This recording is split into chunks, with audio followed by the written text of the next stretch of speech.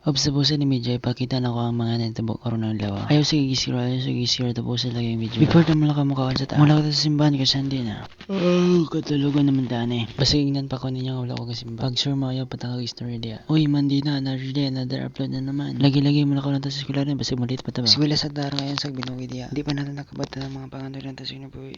In short, kalate pala yung tapos hindi pa tapos. Sa kainit sa panahon, naabot na yun ta sa eskwelahan. Balag init sulod yun ta. Ana man na mga eskwela daro ngayon. Pas ako diya mga sibat-sibat. Bad man na magsibat ka sa school. Kailangan dito boy, papasok ka dahil pag hindi, papagalitan ka. Lagi-lagi mas kailangan tayo, wala man tagyampengan. Ay, wala. Oh, sorry na. Matutulog na ako kasi pagod na ako. Walay tulog-tulogan na rin. Vlog siya lang. Hugma na lang tulog ko. Daily naman na uso ang tulog ko. Uso ko ron mag-cellphone, mag-chat-chat yun. Di ba yun naman yung ginagawa ng mga bataan ngayon? Yung nag-chat sa mga jowa nila. Uy, sana may jowa pa. Sana na ako niya.